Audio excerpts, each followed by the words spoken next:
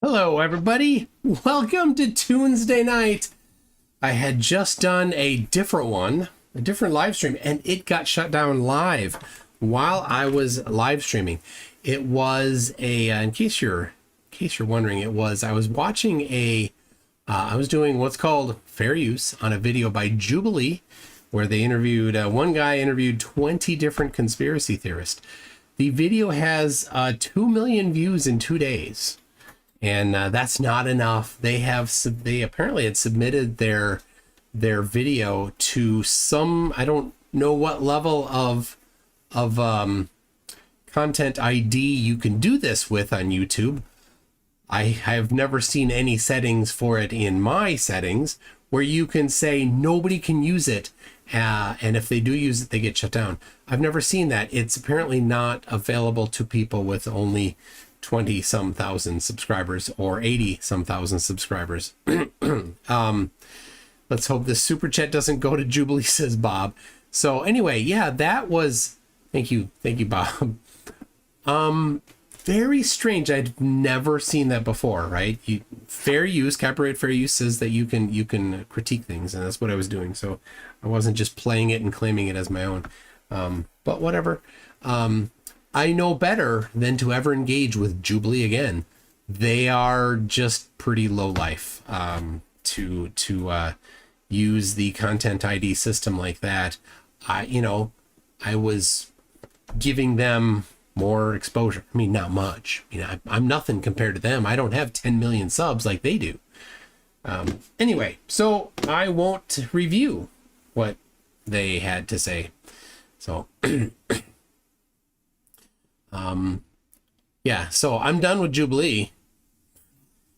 And I already wasn't much of a fan. The problem with Jubilee is, of course, they are very pro conspiracy nutter. They're always bringing them on. And I think they have some sort of kind of an underlying like for the conspiracy nutters in an underhanded way. So I think that's right. I think they're kind of pushing it. So anyway, down with them. The Flerfs are going to have a friggin' heyday with this. Yeah. Yeah. Jubilee's really the bottom of the barrel for public discourse. It's gross. Yeah. Anyway, yeah, they have 10 million subs, but that's, the 500 people that were watching, they couldn't allow that. So, what are you doing, puppy? What are you doing? You want to come up here? Come here. Come here. Oh, what? No, not under there. Come here. Come here. Come on. Penguin wants to say hi. Come here. Here we go. There she is. Hi, Penguin. Say hi. There we go. All right. How you doing? Anyway, so I have a different video that I'd prepped that I was going to cover after, so I'm going to cover it now. You're seeing... Your fur is in my nose. There we go. Good little girl. Okay. On Divergent Droid. Somebody sent this to me. And Divergent Droid is one of Oakley's biggest fans. And somebody had looked at, had just made an offhand comment about Flat Earth. And that was Divergent Droid couldn't handle it. Okay, yeah, the chat over here. Gotta fix that. Give me a second.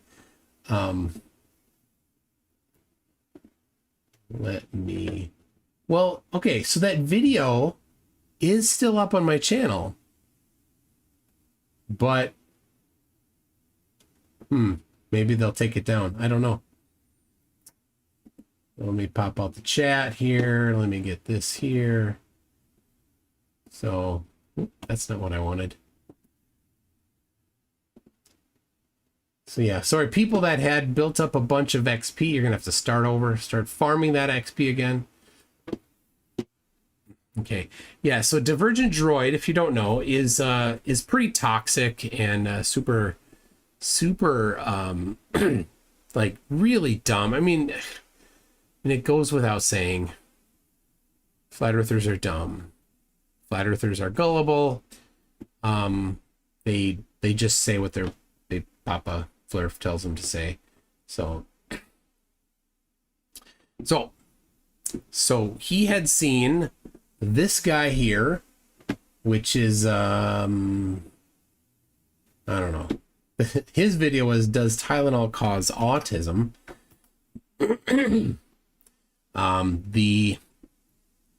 name of the channel is Some Ordinary Gamers. And so he had made some offhanded comment about Flat Earth being, you know, obviously dumb, or obviously wrong. And so Divergent Droid put in a big comment. And this is what's funny. It's the comment that he put in is a 100% projection. It's 100% what Flat Earthers do.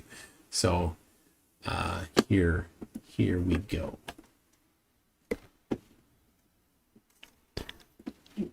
Hello and welcome to my video. I'm Divergent Droid, and today, I, a Flat Earther, am calling out Some Ordinary Gamers for his comments about Flat Earth. Let's see what they are. Now, of course, looking into RFK, even when it came to things like vaccine studies, apparently he demanded that these vaccine studies be retracted simply because apparently these studies, these Danish studies, by the way, found no link between aluminum and vaccines and chronic diseases in children. And it's just weird when, you know, any kind of conflicting information comes out that you ask for things to be censured or retracted because it doesn't fit your worldview. You know, I don't know if it was like Ben Shapiro that said this, but it's like facts over feelings or some shit like that. It was like, you know, if the facts do not align with your beliefs, it's your beliefs that have to be the ones that change, right? Simple as that. You know, somebody tells me, Muda, the world is fucking flat, okay? And we know clearly the world is round, okay? We don't have to change our beliefs for that person. We just have to understand that, you know, we have to contest that person in reality. And by the way, this comes off pretty hot off the heels of apparently Google. And then you have it. We have to understand these people. We have to contest them. So, this is my challenge to you. All right. Steve Bauman says, are you sure you can handle these challenges? I will. I'll do my best. I endeavor to do my best. Sea-Dog does a $50 super chat. Wow, thank you. Says, thanks for all you did with TFE that changed lives for the better. I hope so. I have. Thank you.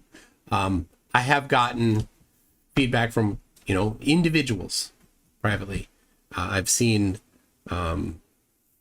feedback from that Will has forwarded me from other people as well that have escaped, that wanted to remain anonymous and so haven't had their names added to the escapee list. I get that, completely get that. So, and the other people that have wanted to state it publicly, like Robbie Davidson, Patricia Steer, Paul on the Plane, PJC Net, who was in the chat. He's still around. Of course, there he is. Hello. Jaren. Right? Awesome that Jaren has escaped. So glad for it. I knew he would. He was just making too much sense before the trip.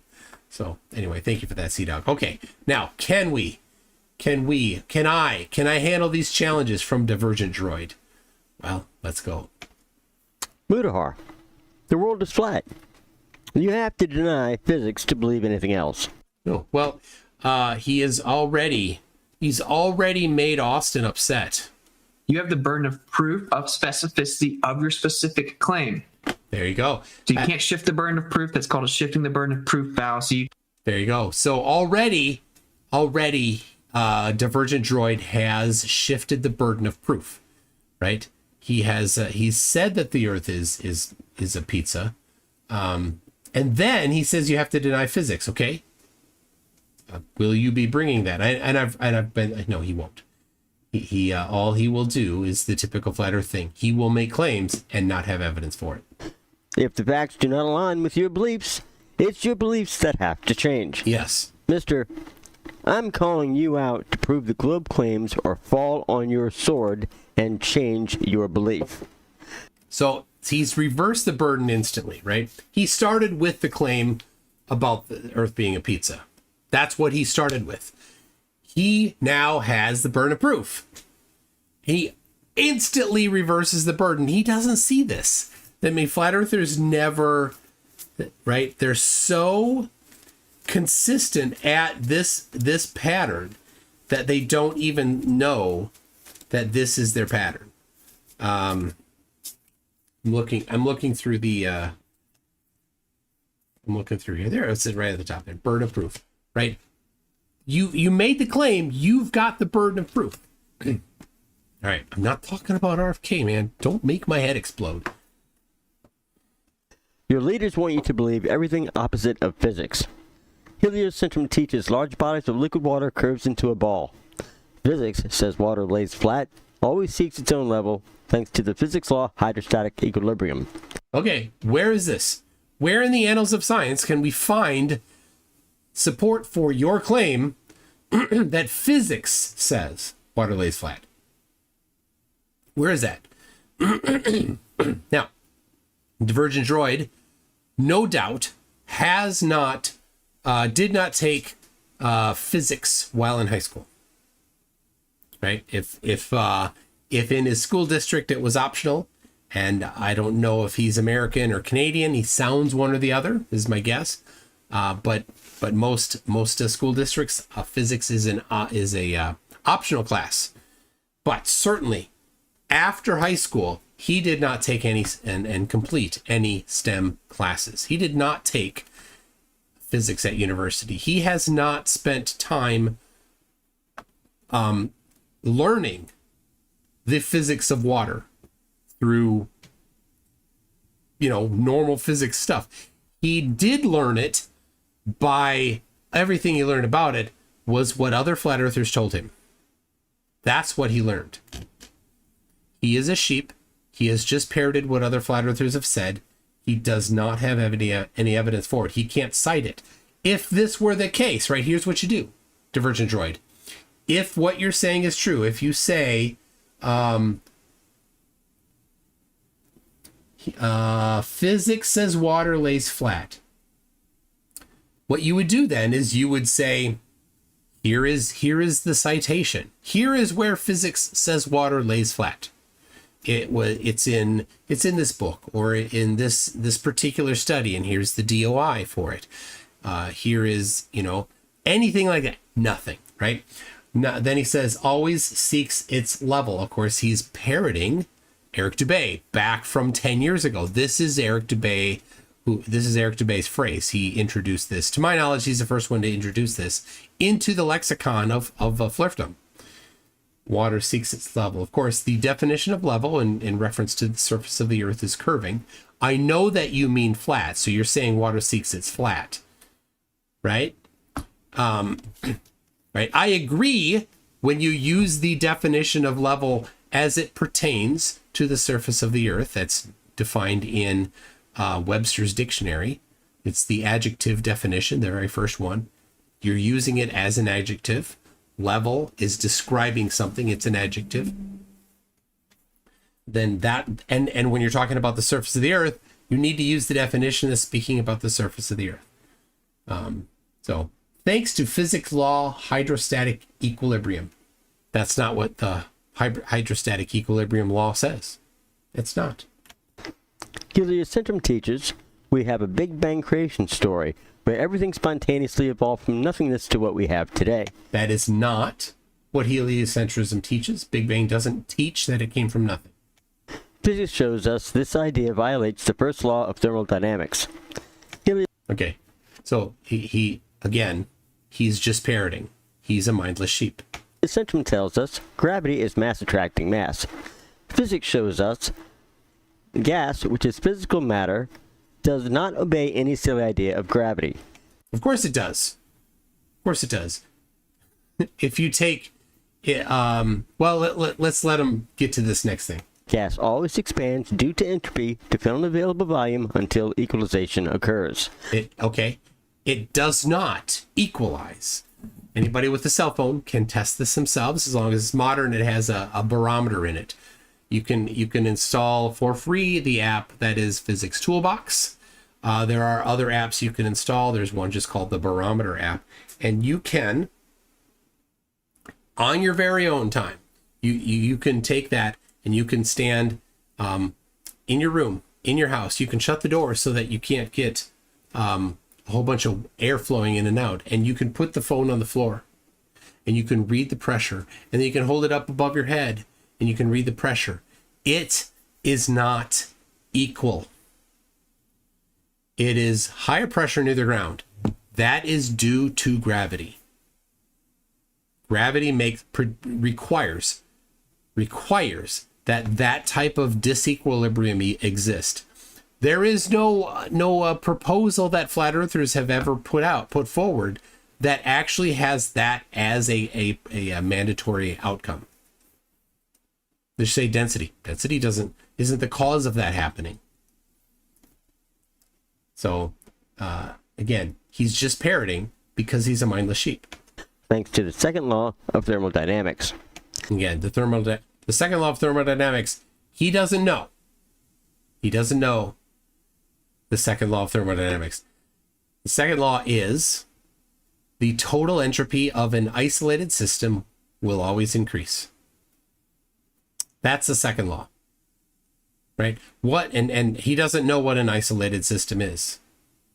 There is one isolated system, only one, the entire universe. And it doesn't have any, it's not saying pressure, it's saying entropy. The total entropy increases. All he's doing is parroting. This is just proof that flat earthers are gullible sheep. Heliocentrism also teaches gravity as Einstein's gravitational accretion, where gases coalesce on themselves. Yes, that happens. We can see that happening. Violates the second law of thermodynamics. Again, it doesn't. Heliocentrism teaches gas forms a sphere in a vacuum, what you call atmosphere.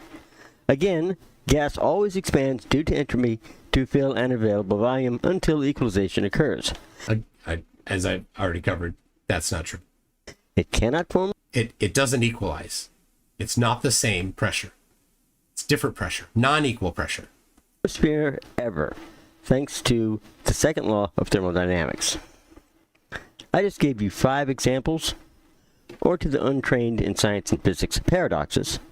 So here he is, Dunning-Kruger, trying to talk down to other people as if they are untrained in science and physics. He is untrained in science and physics. All of his training that he's got, that he thinks he's trained in science and physics, came from flat earthers, not from actual physicists or scientists. Nathan Oakley is neither. He is not. He is an ex-salesman of what I assume is junk hi-fi equipment, and also an ex-delivery person. So, and let me, you know what? I love this topic. The hi-fi gear, the garbage hi-fi gear. They love to claim that all of these things that are super expensive make massive differences in the product.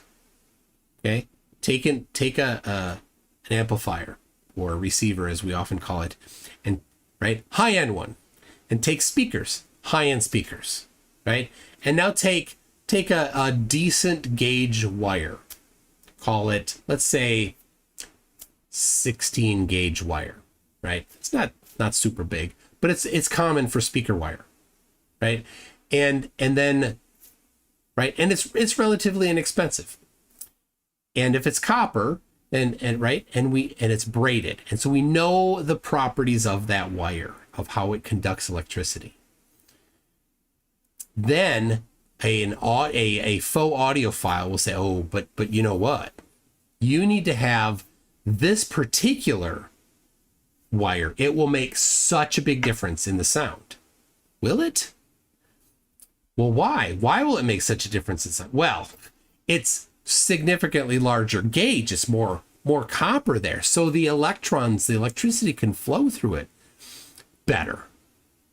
But hold on a second. We understand very well how electricity flows through wires. Whether it's 18 gauge or 0 gauge, it's about the resistance. And there will be a voltage drop directly proportional to its resistance. And so, yeah, you will have less voltage drop on the larger wire. But that 18 gauge wire, when it's going over the several feet between the receiver and your speakers, it's a rather insignificant amount of voltage drop. And when you're talking about sound, voltage drop is volume. So unless you're at the very top edge of what you can output, you all you need to do is, if you've really dropped that much sound, right, because it's a mile long of wire, you just turn it up a little more, right? But that's generally not the case. It's not enough of a voltage drop to even to register. For your ears aren't going to hear it. But anyway, they're like, oh, but also, wait a second, this is braided differently. It's a special braiding so that the sound, the electrical signals can go through it better, right? They can go through it better. Wait a second. How does it go through it better? Because it's braided differently. Where in the annals of science can I find this? Nowhere. It doesn't exist. These things, this isn't how things happen. But that's not enough. They'll sell you, instead of, that one, which is 10 times as expensive as the 18 gauge wire, right? But you know what? That's kind of the entry level to audiophile wires. You're going to need to really get the enjoyment out of it. And if you don't do this, you won't get the enjoyment out of it. It's going to be 10 times as more expensive because it's got some other stuff. It's electrically balanced, and it's got this capacitive particular thing and all the whatever. And then you know what? You're going to need to get a power conditioner for your for the amplifier, because that will make a difference that you'll totally be able to tell, right? Well, okay, you can have better power that's grounded better. I'll give you that. But if you've got good power, then what's it going to do? Well, I've seen high-end power cables where the power cable from the wall outlet to the stereo, you pay a significant. Anyway, I could go on and on. When HDMI first came out, and they were selling Monster brand was selling HDMI cables, right? Thicker gauge HDMI cables. HDMI is a digital signal. So when you send data digitally, it either gets there or it doesn't. And typically digital data has as part of the protocol mechanisms to replace missing data. So if there is a spike on the wire and you got some mangled data, it's got ways to fix the data built into it so that you can reconstruct the data after you receive it bit for bit. It's the exact same bits before and after. So whether you've got a SATA cable that's just a basic generic one or a high-end monster cable, the data's the same on either side. But no. You go to bestbuy.com and you read the reviews for the, now this probably is long gone, but you read the reviews for the monster cable HDMI, the HDMI cable. People are like, oh, the signal is so much more crisp. It's digital. It's bit for bit. It can't. Anyway, this is all of that. This is, to my knowledge, where Nathan Oakley came from. This is his pedigree. So, yeah, the cheapest digital cable. Now, you may not want to get the cheapest because you want something that is somewhat rugged. If depending on what you're going to be doing, if you plug it in once and in 10 years you're going to unplug it, well, then it doesn't matter. But if you're going to be unplugging and plugging all the time, then it does matter. If you're going to go to Antarctica and it's going to be cold, then you might choose to have cables that are going to deal with cold better. I did that. I only use gold core Wi-Fi cables for streaming. Gold core Wi-Fi, says Nerd Pedantic Alert. I love that. You pay extra for the woo. Yeah, I mean, that's it. Jay Donachie says, welcome back to, and thank you very much. Leslie Rohrer says, not always increases, must not decrease. I don't know what that is in context to. That must be all the audio stuff, because Harnold then says, don't get me started on audiophiles. I at work, I have a 4 foot by 2.5 foot by 2 foot subwoofer that I built. It's a folded horn subwoofer. I have a Klipsch subwoofer amplifier and a 10-inch head that was spare that my friend that I worked with, he left a few years ago, but that he gave it to me that he had spare from his car. And I built this sub. It's tuned at 25 hertz. And at 25 hertz, the ceiling tiles shake and then dust falls everywhere. So now the connection. So you can have better connection than copper, because copper does tarnish. You can get a little better connection than that. So they get these gold-plated connections. A little. Just a tiny bit. Not much. I don't know. Oh, then the best is like, oh, but the high frequencies. Because, you know, you got to have the high frequencies. 20,000 hertz, which is the highest the human ear can hear. Not many people can hear that high. 20,000 hertz is not a high frequency for for electrical signals. 20,000. That tiny little Cat5 cable, right? The very thin wires in the Cat5 cable. I don't even know. What are they? 24 gauge, 26 gauge? Somebody probably knows. The frequency that those are going at when you're doing like 10 gigabit, 40 gigabit, you do 40 gigabit over those. Yeah, those are real frequencies. 20,000 hertz, not a real frequency. Not a real high frequency. So anyway, yeah, I could go forever. I'm sure you could too. It's dumb. Let's not. Copper does corrode, so over time you can have an issue. But geez. Yeah. All right. How the globe's story is purposely deceptive because it doesn't align with actual physics and science facts. Okay, let's go back. Let me remind him. He's made these claims. You have the burden of proof to substantiate all of those specific positive claims. That's right, Witsit. You tell him. You can learn these physics laws yourself with the study of thermodynamics at Conn University, the laws of thermodynamics, and the behavior of gas at Chem Libertext. Yeah, that none of this will support his position. Mutahar. We were all born into a cult. All of us. It's called the heliocentric cult. The heliocentric cult is pushed in schools to your children illegally due to separation of church and state in the United States. You see, they tell you Earth is a sphere in a vacuum and not to question it. Science doesn't do that. Cults do that. They fed you the information from childhood while... Look, you're allowed to question it. You are. Completely allowed to question it, Divergent Droid. But when the answer is given, and you reject the answer because you don't like it, because it doesn't match your pre-selected conclusion, that's the problem. And that's what you do. Right? So far you've made all these claims, right? And as Witsit says, You have the burden of proof of specificity of your specific claim. none of those things that you So you said, can't shift the burden of proof. That's called a shifting the burden of proof fallacy. none of those things that you said actually are the case. You were impressionable and not mentally able to discern facts from fallacies. Science doesn't do that. Cults do that. They teach you there was a Big Bang that happened spontaneously that replaced our Creator. Science doesn't do that. Cults do that.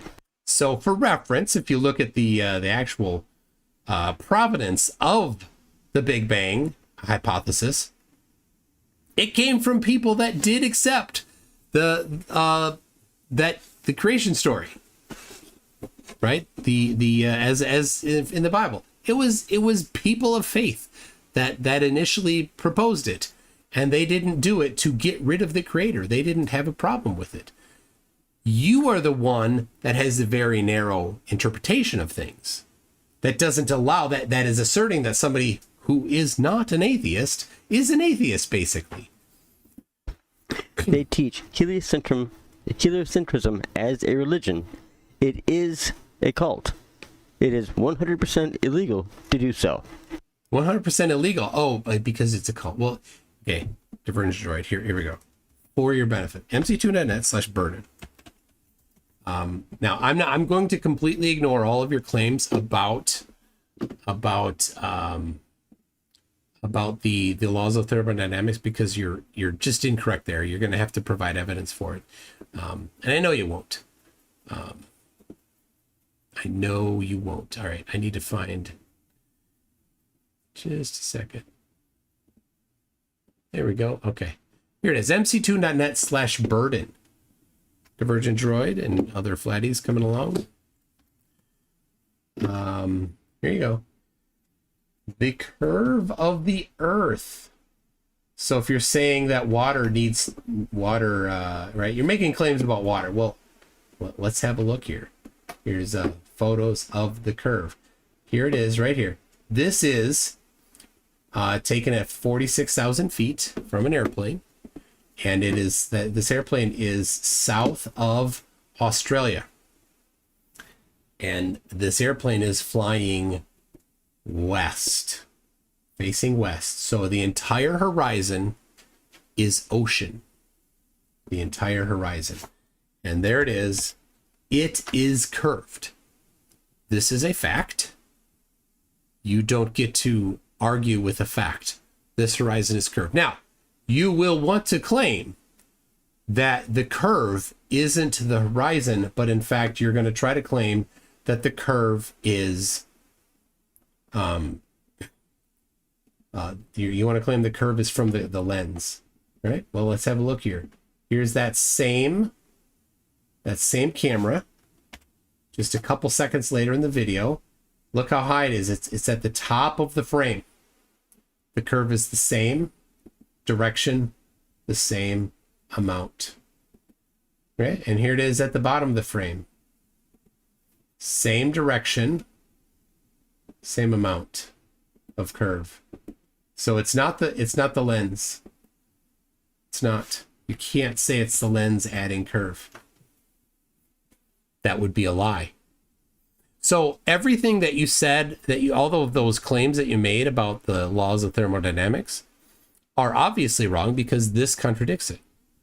Reality contradicts your claims. And what did you say at the beginning here? Which was right to hold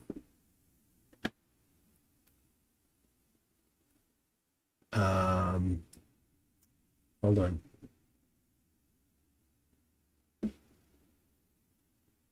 Let's clear that. That's not it. Oh, I did I? No, I didn't. Hold on. There it is. Okay. If the facts do not align with your beliefs, it's your beliefs that have to change. Mutahar said that, and you said that, and I completely agree. So your belief about the second law of thermodynamics, the first law of thermodynamics, is in disagreement with this, right? You don't get to pick. So your belief is in disagreement with this, so you are wrong. Now you may want to claim that the window is causing it. That can be that right here. We'll just show that's a lie as well. So here is in the hangar. You can see this top one here is curved. The bottom bar here is that thicker metal. It's not curved. So curved here, this thinner one, and not curved bottom one, straight bottom one. So so this is in the hangar, and then this is inside the airplane, and you can see that bottom one there is straight. The curved one is curved, so the cockpit window did not add a curve, did not give an incorrect impression of it. And then we even have, I think at the end here, not on this one. Oh, he moves the camera up and down. You can see at no point does the window cause a different amount. So Divergent Droid, your feelings, your beliefs contradict facts. So now you can also see it on the Bonneville salt flats. Right there, you can see the curve right there. Here's some photos. You can see right there, the salt flats are flat, right?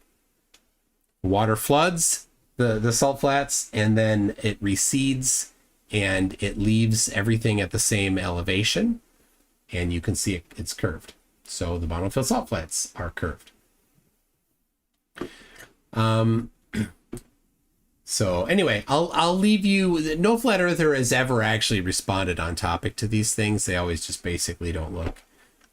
But another, you can measure the horizon dip. Samuel Rowbottom correctly identified that on flat earth, the horizon must rise to eye level. It in fact does not rise to eye level. Right there, this crosshair is eye level. The horizon did not rise to it. He's at an elevation of 21.96 meters, so about 22 meters. And this is with a theodolite, so it's a precise measurement tool. Horizon didn't rise to eye level. And there he tipped it down and he measured the dip to be, I forgot the exact number,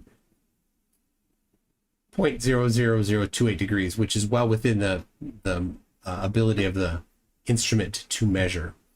7 minutes 39 arc seconds. There it is.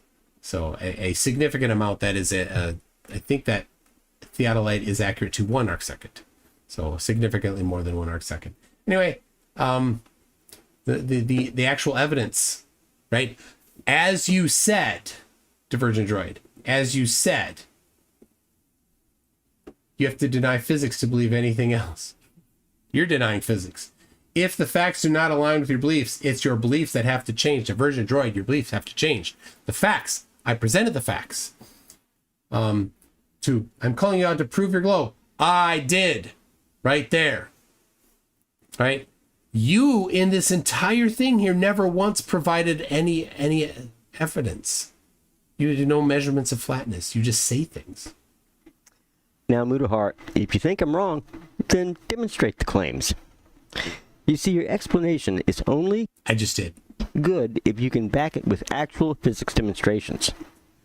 Demonstrate gas forming a sphere in a vacuum. Oh, yeah. Jupiter. Jupiter's a good one. Or the sun.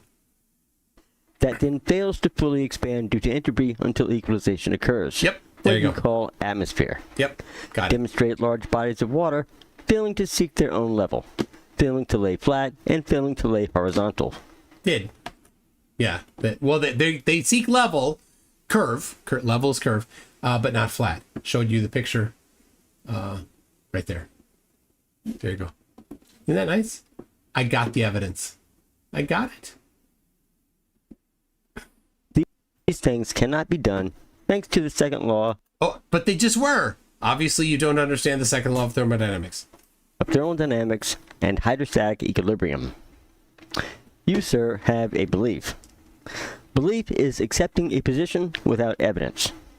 Knowing is... Notice that nowhere in here has Divergent Droid produced evidence. He's just made claims. This is so common for flat earthers. All right.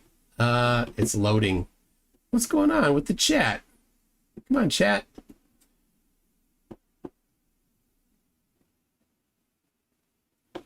My goodness. It's chugging. It is chugging. All right. I'm sorry. What is going on?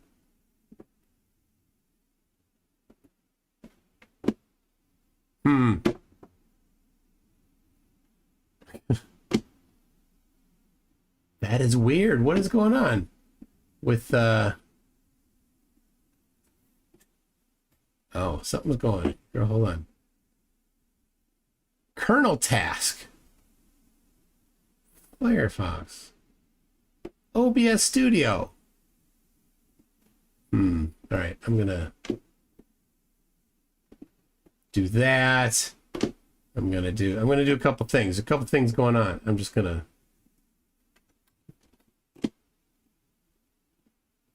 try to fix them. All right. Stream's still good apart from chat gone. Yeah. So Firefox, which is what the chat is, had taken a dump. So had taken. There it is. All right, we're back. We're back. All right. Let's yeah, it must be flat earth affecting it. All right, let's hear what he said. Belief. Belief is accepting a position without evidence. Yeah, I just provided the evidence, just to remind you, and you have not, Divergent Droid. Knowing is accepting a position with testable, repeatable evidence. Ooh, that's what I got. I don't have any belief about Earth being flat and the globe being impossible. But you don't have any evidence for it. Don't you see the problem with that? You just made this assertion. You just very clearly and correctly said that you need to have evidence, and then you don't have any. Where is it? Why weird? This is so weird. This is this weird mental problem that flat earthers have, where they think that they don't need to have evidence for it. They can just say you need evidence, but the flatties don't. This is so weird. I know those things are true because they are supported by physics and science. Where you didn't provide them. You just said they were.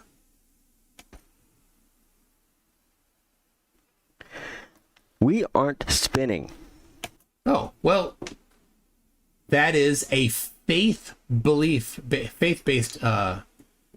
claim. And I can, unlike you, I can provide evidence. So here we go. I'll just prep this all with evidence.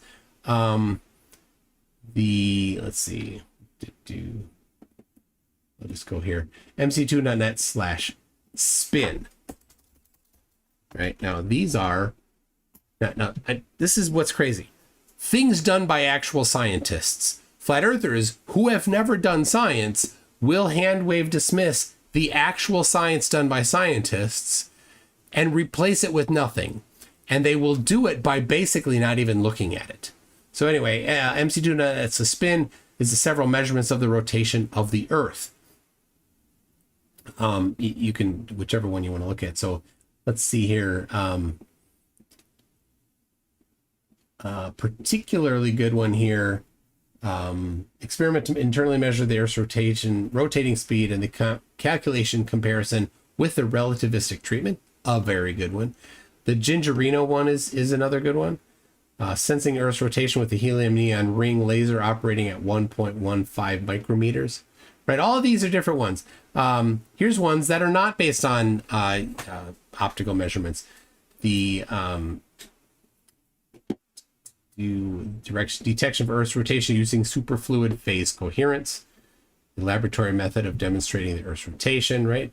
Detecting Earth's rotation with the diamagnetically levitating gyroscope. I love this one. It's a plastic ball supported using magnetism, and they were able to measure the change in rotation of this plastic ball due to the Earth's rotation. It's really cool. And the one here, this is old. I love this old one. They built an apparatus to measure the rotation right here. And they measured the rotation of the Earth. So anyway, there you go. Not faith, not religion, actual evidence, actual real evidence. Okay? And you can view that for free, MCToon.net/spin. Right? You don't contradict it by not looking. You don't disprove it by not looking. If you don't agree with the results, that's fine. You don't have to. But they stand. They're unchallenged. Just because you don't believe them, they're still unchallenged. If you want to challenge them, well, you've got to actually put in the work. You will need to look at those things, understand them, then identify what you think is wrong in there. If you think something is wrong in there, what was wrong with their methodology, with the apparatus that they used, right? And then you would then go and publish something saying, here is the analysis of your experiment, right? Go to that same journal or some other journal and say, over on this paper that they wrote, here are the things that they did wrong. Now, if you want to do that in a video, maybe you'll do that in a video. But you know what I know you won't do? You won't do any of that. What you do is you just say, nuh-uh. That's all you got.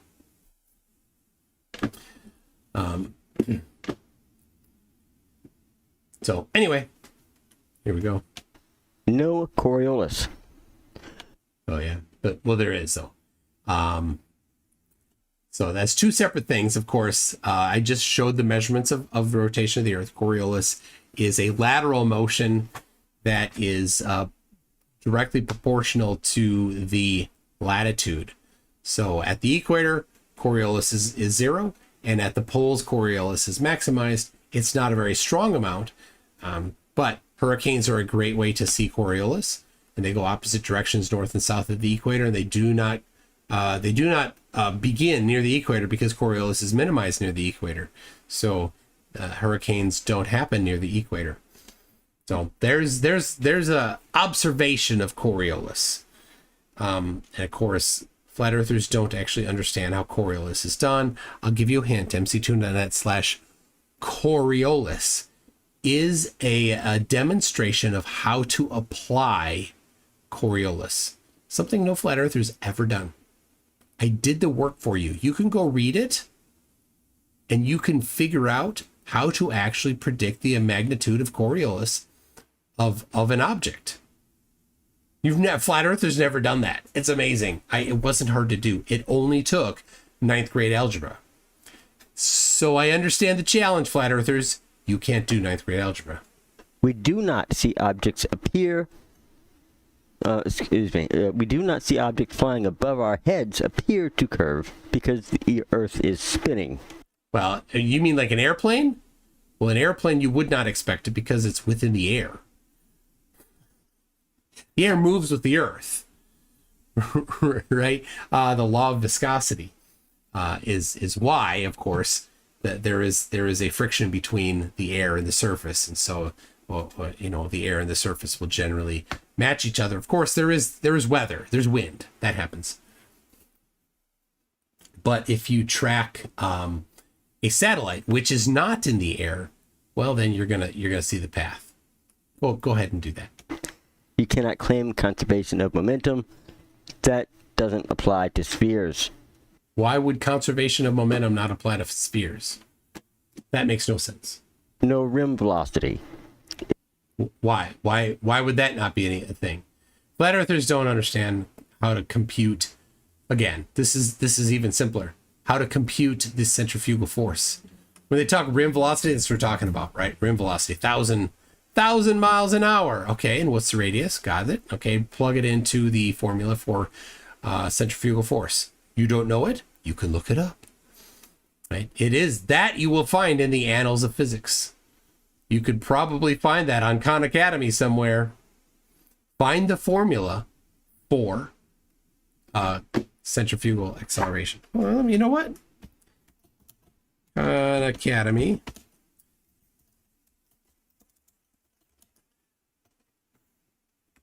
Let's see if we can find it. Oh, geez. Let's see. They're talking centripetal, which is centripetal and centrifugal. Oh no.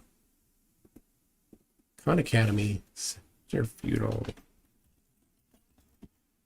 centrifugal acceleration. There's a bunch on centripetal. It's the same formula. So search for Khan Academy centrifugal acceleration or centripetal acceleration.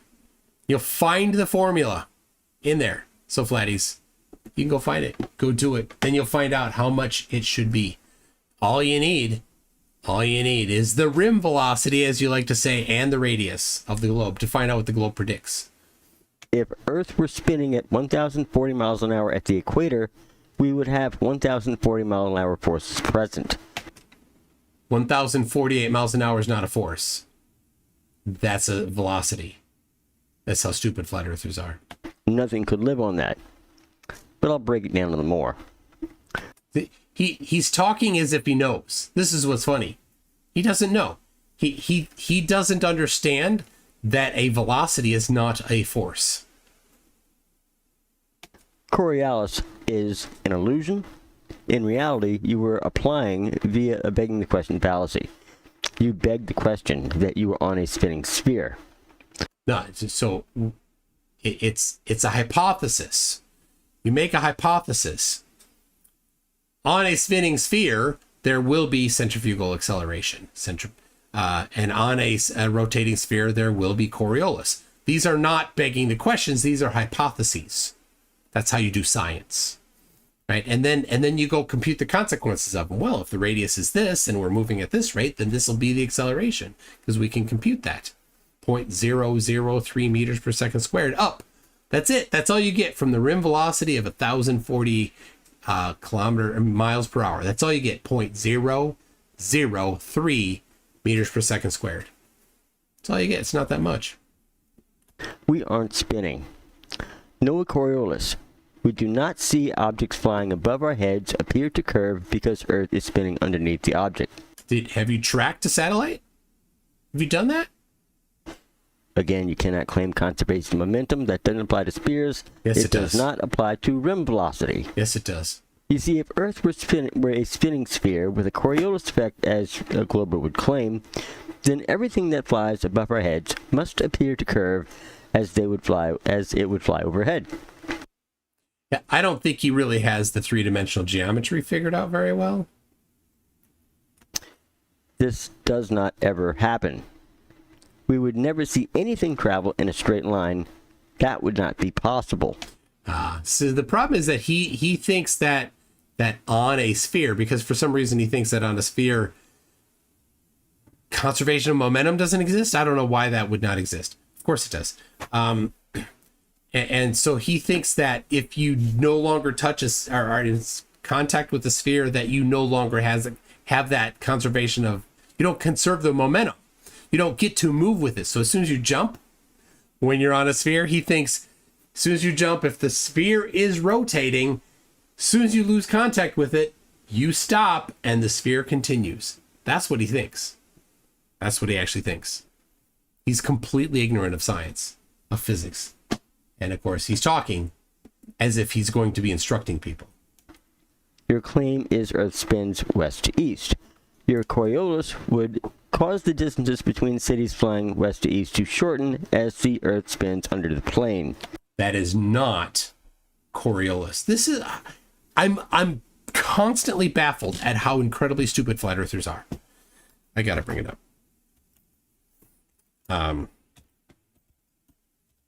Coriolis is a lateral movement.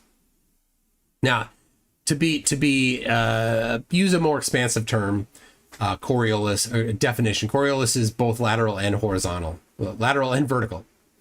But when we're talking in relation to the surface of the Earth, we tend to use the word Coriolis to only reference the lateral acceleration, and we use Utva's effect to talk about the vertical effect. Okay, so I'm going to use Coriolis as just the lateral effect. Now, Coriolis is a left or right acceleration depending on what hemisphere you're in, and the magnitude is this formula right here. It's not complicated. You can see it's a number, right? It's, well, acceleration is force over mass, right? So to compute it for the general case when we don't know the mass, we're going to compute acceleration. So acceleration, Coriolis acceleration, the lateral acceleration due to Coriolis is 2, that's just a number, times velocity, now that's just a number, times omega, that's just a number, times, and now this is going to be hard, sine of the latitude at what you're at. Okay? Now, you don't need to understand this, flatties. I know you don't. You're not going to understand it. All you need to know is that this is just a thing. You just take the latitude and you just put it into your calculator and you type the sine key. Okay, that'll give you a number. So what you get is you have a number times a number times a number times a number. Just 4 numbers, and you just multiply them. Now, many people covered how to multiply things. I remember very clearly learning how to do multiplication in 3rd grade. Doing it by hand, right? Doing multiple digit multiplication by hand. I would say that, yeah, maybe 5th grade, right? But you know that you don't have to do it by hand. You just get the numbers and you just put them in. This was beautiful.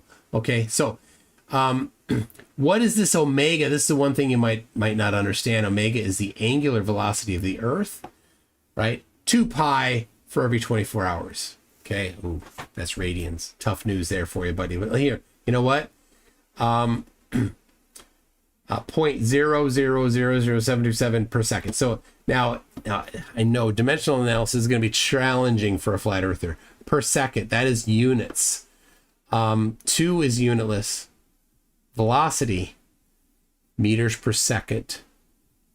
Right? So you're going to have seconds, meters on the top, seconds on the bottom. You're going to get this omega. You're going to have another seconds on the bottom. You've got meters on the top, seconds on the bottom. And there's no units for this one. So you're going to have, at the end, you're going to have meters per second squared. That's an acceleration. Amazing. All right, so I'll give you an actual example. Coriolis acceleration at 70 degrees north. And I choose that because it's larger the farther north you go for an airplane traveling 600 miles an hour. So I'm using a rather high latitude and a rather large speed for the plane, right? Planes fly that fast, but not a lot of them. Right, so here's the velocity, right? And I converted it to meters per second. So 2 times the velocity times the angular rotation of the Earth times sine of 70, giving us 0.0367 meters per second squared. And I'll tell you, that's not much. That's not much. It's a very small amount. But here's the thing. No flat earthers have ever done this. Divergent Droid, when Nathan Oakley bossed you around and instructed you what to think, did he walk you through this? Of course not. He did not even correctly tell you what Coriolis is. You think that Coriolis is a lateral, has to do with the Earth rotating underneath, and that's it. No, this is what it is right here. But yeah, I mean, you can say it has to do with the Earth rotating underneath, but there's a very specific way to compute the magnitude. That's it right here. This is it. Okay? You need to know the velocity of the object. And you need to know the latitude. And I'll tell you, when you're near the equator, it's less. We've got a noisy cat. I thought you were in bed. Obviously not. Obviously not. Okay, hold on. Meow. Good go. Hi, Kitty. See the difference between this one and raccoon? Why she's not up. I don't need to go up there. Well, Donkey doesn't want to come here. Oh, so noisy. Okay, get Donkey out of here so Donkey will chase Turtle. Turtle will run. It's exactly what Donkey wants. All right. All right, you gotta go to bed. All right. Don't forget about this one. She's already been on. Okay. Yeah, and now I got cat hair on me. Oh my gosh. Says your All right. Protect the cat from the donkey. He's eating. Oh, he's eating. Okay. All right. That's why she wanted to come. She's harassing me in my room. All right, here we go.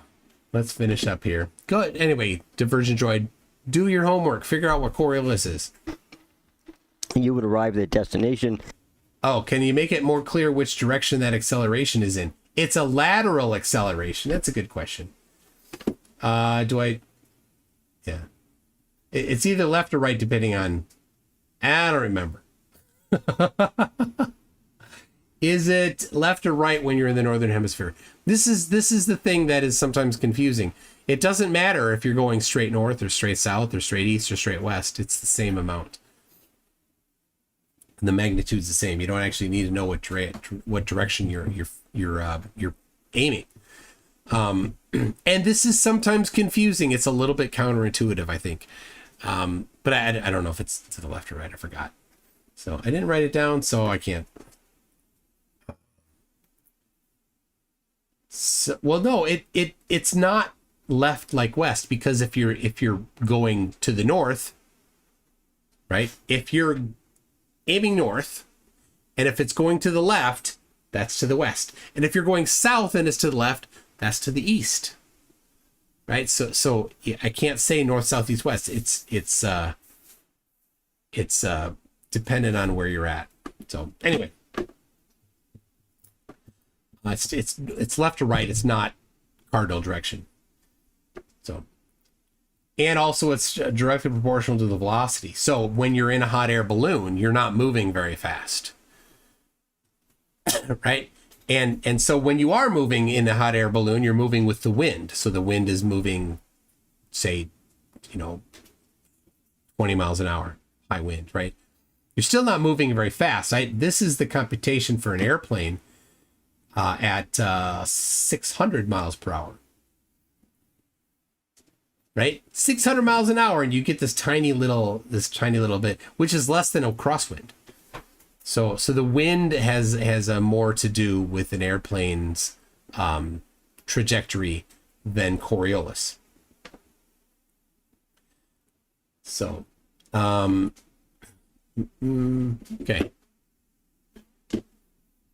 There you go. And at least half the time, assuming the plane is traveling, say, 600 miles an hour. Likewise, traveling east to west, all aircraft not traveling at 1,040 miles an hour at the equator could never even reach their destination. 10 years Flat Earth has been kicking around YouTube, and this guy can't even get the most basic conservation of momentum correct. This guy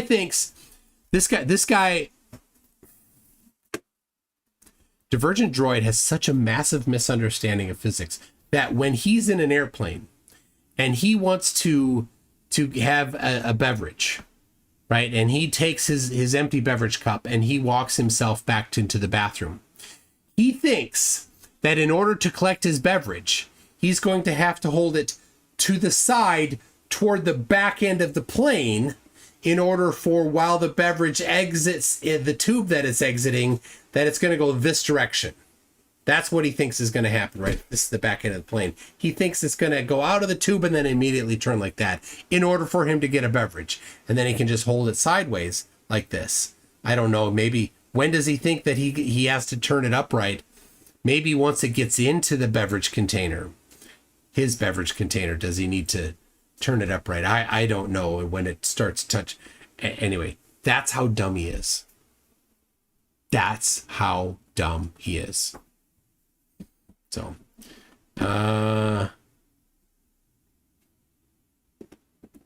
somebody's having some issues here. Nerd Pedantic Lurk says, shout out to the sarcasm challenge, Leslie Rohrer. Well, Leslie, you do struggle with that. Leslie says, entropy cannot decrease in an isolated system. Yeah? That? I said it can only increase. Right?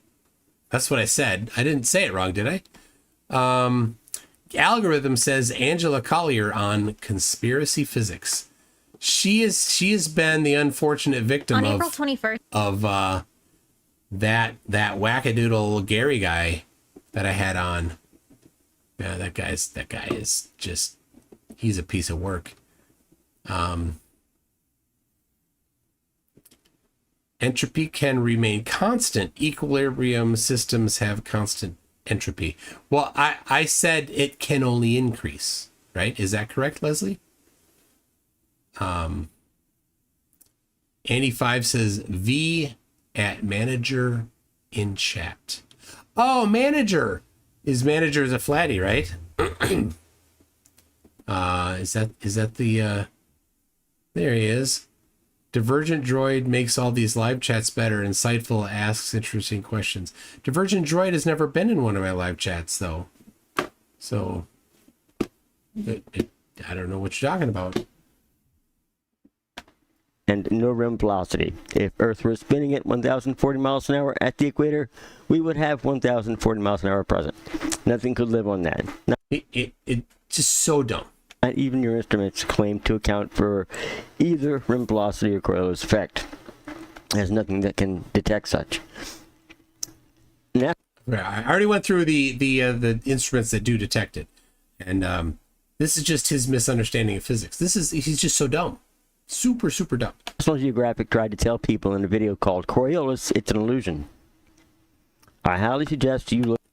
Yeah, Leslie, I said it can. Don't be pedantic, Leslie. Don't be pedantic. Nobody likes that. Look up that video. National Geographic, Coriolis effect, it's an illusion. Watch it now. So the reason why it is said that it's an illusion is that it's not a true force in a pedantic sense, right? Within your reference frame, it is. You can do work. You can do work with it inside your reference frame, but outside your reference frame, it's different. It's just a pedantic thing, which, right? All right. The Sun Express says, one wonders if the Flerf-like droid can realize what human on a bicycle rolling by at crazy speed of 2 miles an hour looks like to an ant perched on an anthill abode. You'd probably say it's just not possible at all. So yeah, algorithm, I do enjoy the Angela Collier's videos. In fact, somebody Cody had noticed, because I'd been listening to a bunch of her videos at one time. I had picked up a couple of her, like, the things that she said. I started saying a couple things like she did unconsciously, and he's like, you've been watching those videos? Like, oh yeah, I have. Jay Donachie says, welcome back, Toon again. Thank you, Jay. Kanko44 says, your freezer breaks the second law of thermodynamics, apparently. Harnold says they sell audiophile grade SATA cables. I don't doubt it. Brenda says, may I interest you in gold-plated cables? The actual, like, the interface does make sense to be gold in some things. I don't think it's going to make much sense in a cable, an audio cable. But it does make sense in computers. There is gold in computers on the contacts. So if you purchase RAM, the RAM sticks have gold covering the contact points. It's a very, very thin layer of gold. But it's there. And higher end equipment like telco equipment has more gold in it. So in fact, here's some gold right here. See that? Right up there. So this is a SATA drive. And on these connectors, that's gold. Right there. It's not much, but it's there. Now, so copper is what's conducting the electricity, but the gold is sitting on top of the copper. Gold does not corrode or tarnish. And it does interface well with copper. If you look at this periodic table, gold and copper are vertically stacked. So pop quiz for Everybody in the chat. You can't look it up. What metal, excluding superconductors, what metal conducts electricity the best? Relative density disequilibrium manager does not actually answer anything. It does not cause acceleration. Real sickness gets the correct answer first. It is silver. Copper is a better conductor than gold. Yeah, but gold is a better interface material than copper. So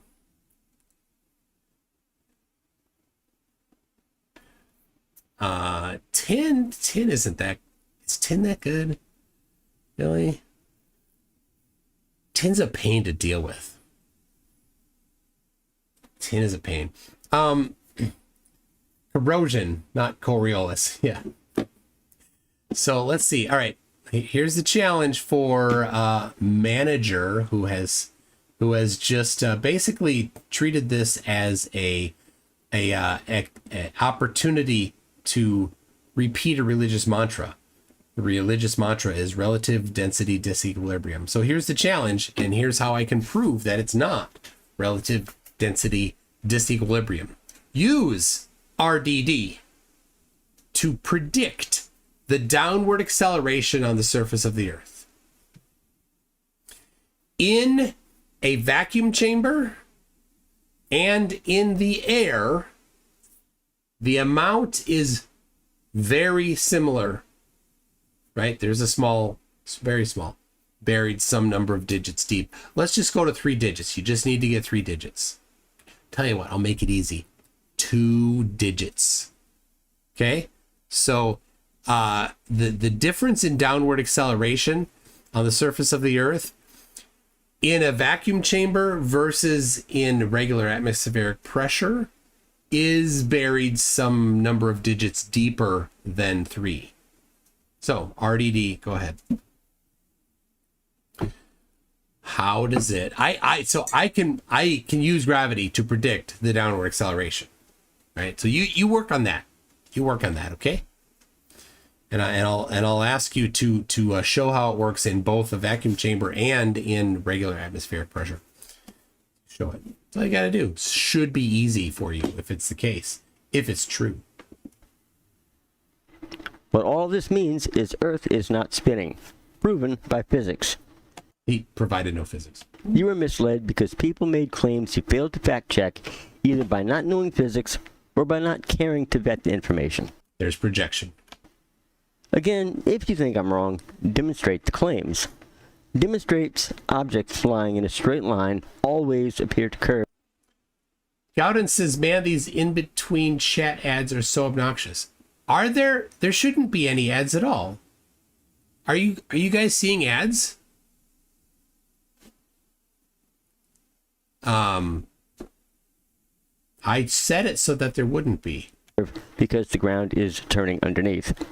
This never happens, and it must if we were spinning at 1,040 miles an hour at the equator.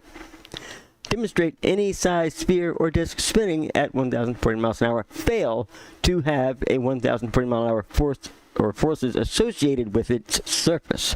1,048 miles per hour is not a force. Your request is invalid. You cannot contradict those laws of physics. You believe a fairy tale. I'm sorry, but you don't have to be a victim. Consider my words carefully. When you find I'm 100% right and you cannot... You've just made claims. Austin, can you help us out, please? When you make a positive claim, you have the burden of proof. There you go. See, Divergent Droid, you didn't provide any of those things. Demonstrate the claims, we'll talk. You did say we have to contest these people in reality. I gave you physics challenges. How much more real do you want to get? Wow. I answered them for you there, Divergent. MCToon.net/burden. They're all there. I'll be waiting. Have a great day. And that is my post. You can see it is there. You should see it. And let's see if he's going to reply. I've also offered a similar challenge to Sir Sick. and he ran away like a little girl. Didn't even bother to reply or support any of his fellows who did reply, which I presently destroyed. You didn't presently destroy anything. You made claims. Austin, remind him. In every debate, the burden of proof typically lies with the person making the claim, but it can also lie with the person denying a well-established fact or theory. There, it's even worse for you, Divergent Droid. Ouch. Man, Austin's really giving you the smackdown today. So there you go. Sir Ordinary Gamers, I'm calling you out. If the facts do not align with your beliefs, it's your beliefs that have to change. Oh, the projection is amazing. You need to examine the facts. And you need to change your beliefs. You don't need to be in a cult. It's no good for you, man. Have a nice day. The irony of all the projection from him is through the roof. This, how many I don't know how many subscribers he has. It's a lot. And Divergent Droid coming in here thinking that he gets to throw down the challenge with his I don't know what he is. He's basically an insignificant bug on the windshield. So Gowden's Raper says on Android, YouTube, it's a slide in from below pop-up that appears from time to time on top of chat area. Oh, I did not know that. We do have some, we have that YouTube tries to push us to do inline ads during live streams, and I turn them all off. Like, you have to go in and like the default settings are always there. I have to intentionally go down and skip over them. I do that because they're annoying. I don't like those ads that stick in the middle. Part of the reason is, of course, you miss that time, right? And I'm like, that's unacceptable. If you are behind on watching the video, and then you're like, and then an ad drops in, what I've tested, it brings you back to where you left off. So I'm like, you know what you could do? What would maybe be acceptable for ads in a live stream is the ad plays, it picks up where you left off and increases your speed to like 1 1/4 speed, so that within a little bit of time you're caught up again.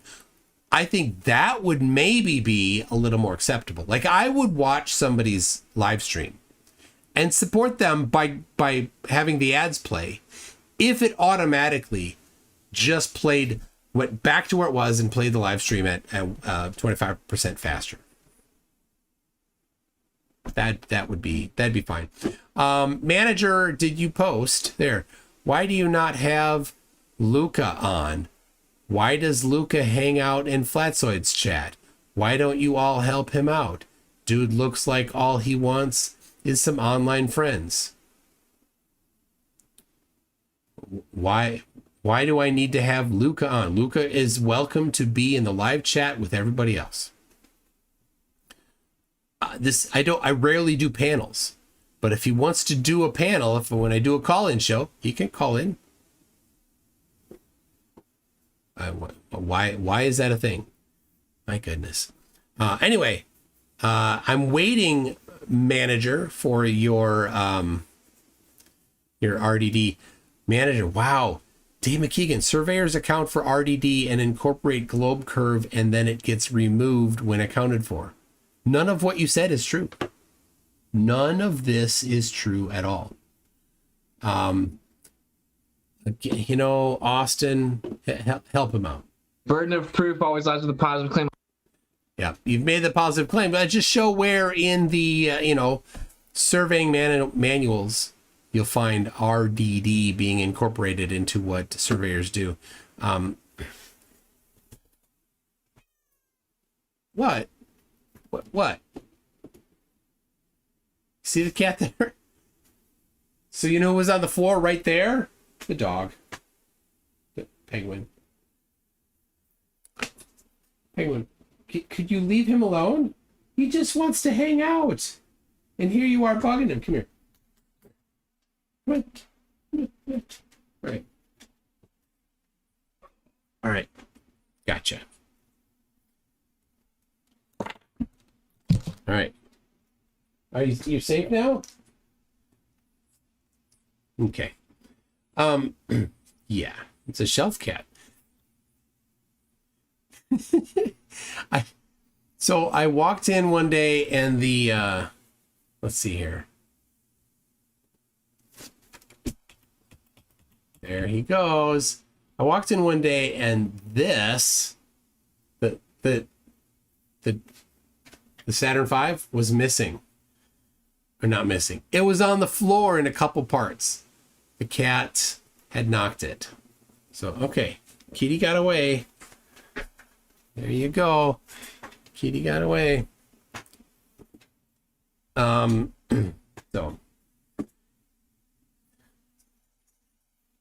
anyway, okay, Divergent Droid. You made all those claims about the second law of thermodynamics. You got no evidence for it. You're going to need to actually show evidence. So if you're talking about water seeks its flat, you're going to need to provide measurements. Now, I did provide measurements of water not seeking its flat. So you're going to have to, number one, provide measurements of it. Number two, you're going to have to do better than the ones that I did. So good luck with that. And yeah, algorithm says, the manager, I worked on a surveying crew during college. You're full of crap. Luca is a Globy, you're his Papa Globy, but he hangs on Flatsoid all the time. It's weird. He does not seem to get love from the Globe side. And okay, it's not my responsibility to go give love to everybody. Sorry. We're adults. We don't need to be on panels all the time in order to feel validation. I don't know. I don't play the give you validation games. So will I accept the funny meme instead of measurements? No. So, anyway, that's it. Divergent Droid, you're just so full of crap, and I can tell that you wish that Oakley would like ask you if he could put his balls in your mouth. I know, and you're like super jealous of it. And you're like, how come all these other people get that offer, right? I know that's what you're asking for. So,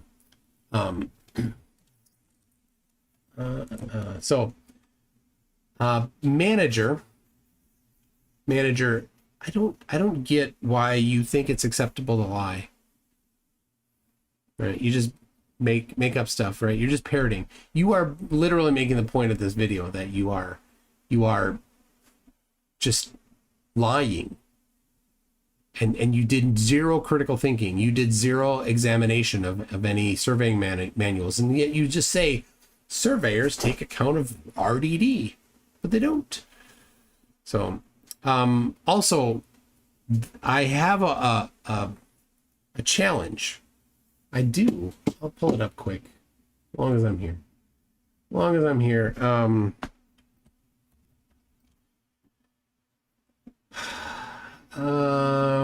Here it comes. Here it is. The Flat Earth Gravity Challenge. $10,000. Now, this is currently on pause, but if you're interested, you let me know. You shoot me an email, and I'll reinstate this. The $10,000 Flat Earth Gravity Challenge. If you think RDD is the cause instead of mass attracting mass is the cause of downward acceleration, you can win $10,000. All you need to do is use whatever you think causes the downward acceleration. Use that model. This is how we do science. You have a hypothesis, right? And then you compute the consequences of that hypothesis. That will output numbers, a prediction. And then you compare that to observation, reality, or experiment, right? And then if you're right, then good job. You have found something that supports it and does not contradict it. You didn't prove anything, but it does not contradict it. And if it doesn't, you have falsified your model if they contradict each other, provided you did your computation correctly. So Gravitational constant seems to me to be a stand-in for RDD on Earth. No, not at all. What a ridiculous claim. Anyway, manager, you're probably not listening. Here it is. Right here. I'll just tag you.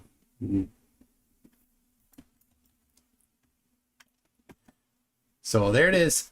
All you need to do is compute the downward acceleration for multiple spots, and so on the surface of the Earth. And the cool thing is you don't need to actually do anything. You don't need to leave your mommy's basement in order to do this. So there have already been thousands of measurements of the downward acceleration with accelerometers using the IGSN 71 gravity station parameters there. So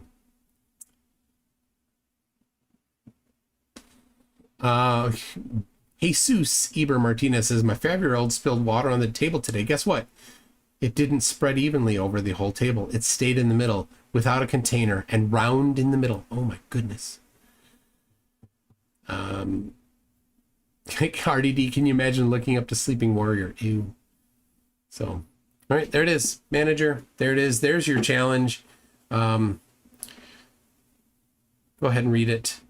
And while we do that, I just want everybody to just think about, you know, imagine being Divergent Droid and wishing that you could have this guy sing this song to you. Suck on my nuts. That's my balls in his mouth. Yeah, you can suck my balls. Balls, balls in your mouth, mouth. Balls, balls in your mouth, mouth. That is my balls in your mouth. Yeah, enjoy the taste of my nuts, bro. Maybe my balls in your mouth for a few more minutes. Enjoy the taste of my nuts. Gamma. Balls, balls in your mouth, mouth. So sorry. Jay Donachie said about a year ago you had a debate with Ryan. He was mad that you didn't accept the buoy not coming back from the curve and clearly wasn't over the horizon, and yet he was butthurt about it. Indeed. Sorry, I forgot to read these. I didn't want to leave that, Jay Donachie. And then We're All Golgafringian says, we all have a relative with a density disequilibrium. If you don't, it's probably you. Oh my goodness, yeah. Is it me? Is it you? Who is it? All right, one more time. It's not playing the sound. That's my balls in his mouth. See everybody? Yeah, you can suck my balls. Balls, balls in your mouth, mouth. Balls, balls in your mouth, mouth. That is my balls in your mouth. Yeah, enjoy the taste of my nuts, bro. Maybe my balls in your mouth for a few more minutes. Enjoy the taste of my nuts. Gamma. Balls, balls in your mouth, mouth. With my nuts on your face. To suck my nuts. You suck on my nuts. Then tell me how my nuts taste. Now I'd like to know how my balls taste. You fucktard. You are a spastic. And you're getting teabagged by a flat earther. Now enjoy the taste of my nuts, you stupid spastic. Yeah, chuckle for me, fundy fuck. You're being teabagged by me. Balls, balls in your mouth, mouth. Balls, balls in your mouth, mouth. As a result, you're being asked how my nuts taste, you fucking weirdo. You suck on my nuts. You suck on my nuts. That's really, yes, that's really. I stuck my balls in your mouth afterwards. To suck my nuts. Bleat how unfair it is while you gag on my bollocks. Balls in your mouth. Balls in your mouth. Come on and suck on my nuts. Come on and suck on my nuts. To suck my nuts. Yeah, you're getting fucking teabagged. Don't insult me or ad hom me as I teabag you. Yeah, I'll just gag you with my nuts. That's what I'll do. Enjoy my balls in your mouth, do you?